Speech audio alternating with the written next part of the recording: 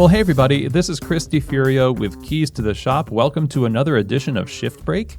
Today's episode is brought to you by the Ground Control Cyclops Brewer from Voga Coffee. The Ground Control Brewer is changing the game for batch brew coffee all over the world. The SCA award-winning technology gives you an amazing amount of control over such a huge range of flavors that you might not have thought possible to achieve with your coffees. And I often say this about the Ground Control, but it's like discovering your coffee again. You might have thought, man, I know what my coffee tastes like at its best, but the Ground Control can bring it up a notch or two or three, and it's definitely a revolutionary piece of equipment. But not only does it make amazing batch brew, but it's also being used by a ton of people to create batch cold brew and batched iced lattes. So it's not only a beautiful machine that creates game-changing batch brew, but its versatility in allowing you to create these batched iced lattes and cold brew means to me that this is a critical piece of equipment for the future of your cafe. So if you want versatility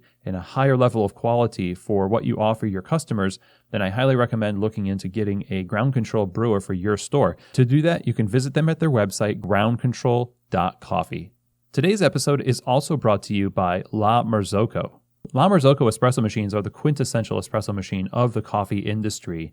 And over the years, since the early 1900s till today, they have developed their espresso machines in tandem with a developing specialty coffee world. That means that they listen to their customers and provide innovative solutions and reliable espresso machines that give you peace of mind about the heart of your coffee retail business. If you're looking for an amazing, reliable espresso machine for your next store or your first store, then I highly recommend that you equip yourself for success with La Marzocco. La Marzocco USA is available to help coffee entrepreneurs just like you get the right equipment for your shop. Just reach out to them over at info@lamarzocco.usa.com or visit their website. That's lamarzocco.usa.com.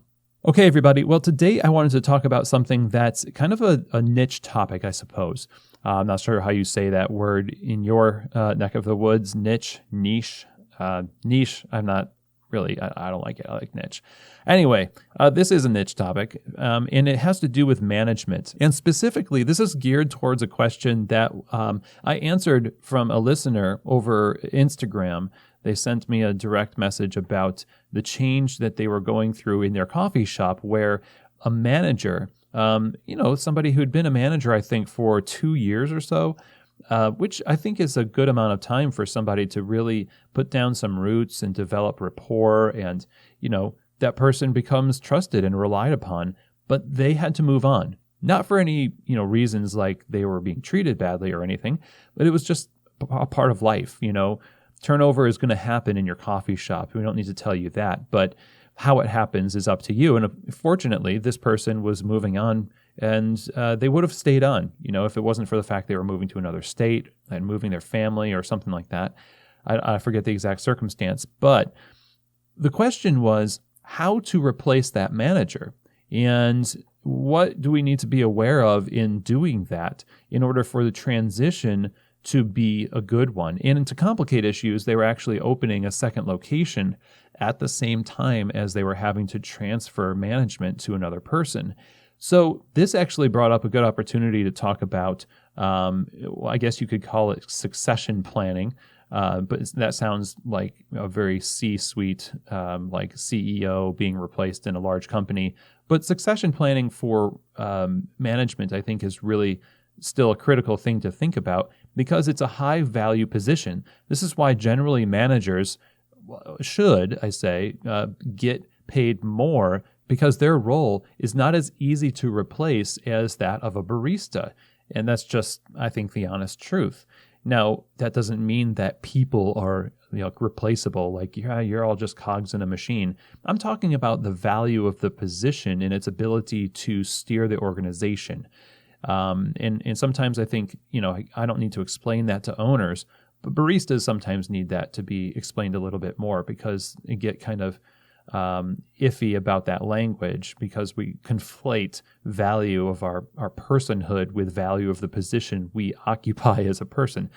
Okay, so that's a bit of a tangent. But here's how I answered that question about how to proceed in this person's circumstance where you want to replace a manager that's leaving, and there's also a lot of things going on in the organization.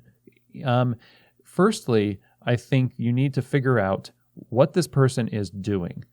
That's the first thing. You should be doing that all along the way.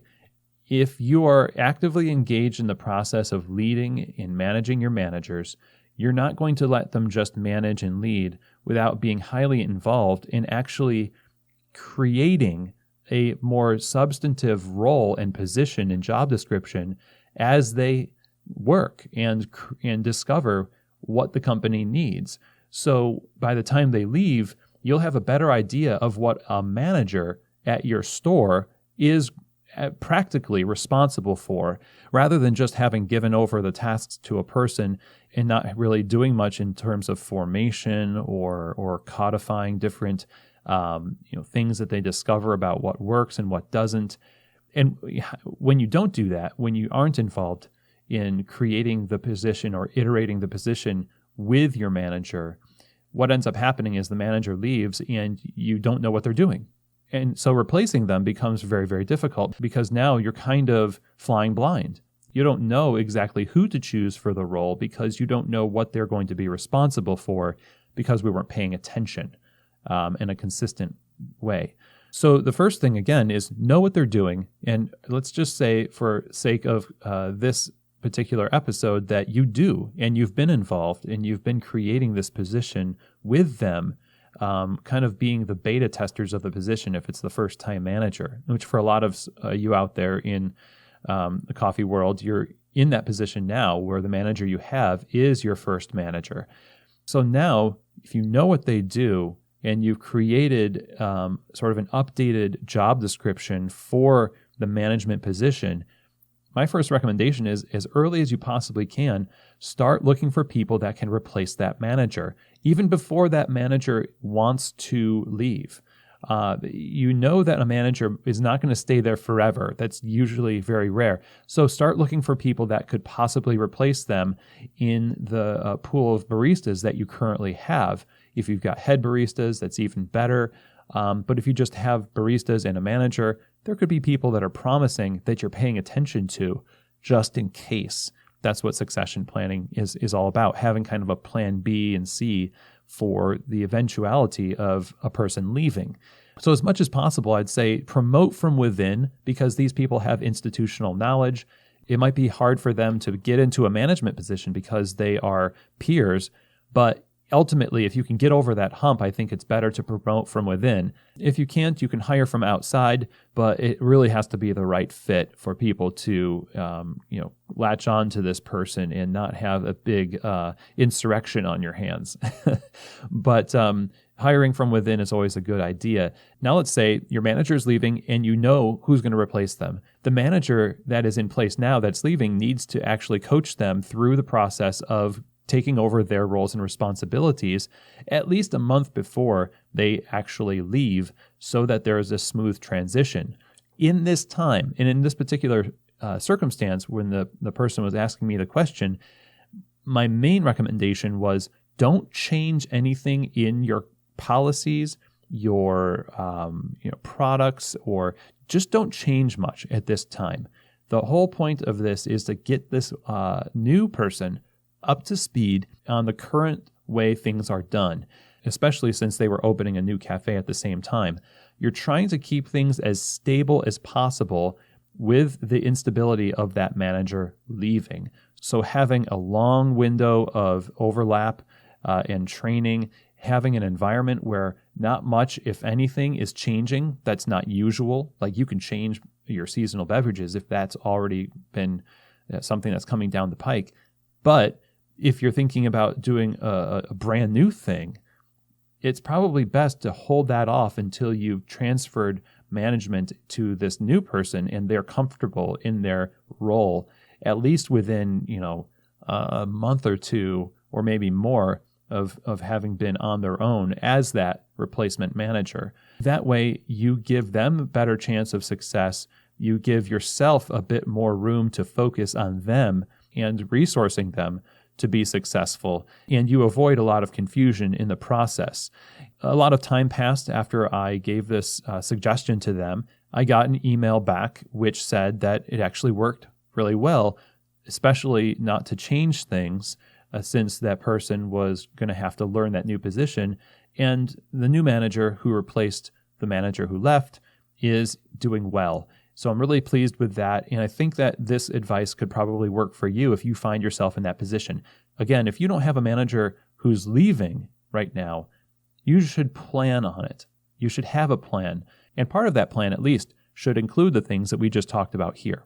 So I hope that this episode was helpful for you today. One of the things I do with clients is we have phone call conversations. I have several clients who have only signed up for a series of phone calls to just have coaching sessions, talk through problems, projects, things like that. And there's a lot that we can accomplish in these hour-long conversations. If that sounds attractive to you and you want to explore over the phone consultation with me, feel free to reach out and we can talk. Chris@keystotheshop.com. Thank you, everybody, so much for taking the time to join me today. I will see you here next week on another edition of Shift Break, from Keys to the Shop.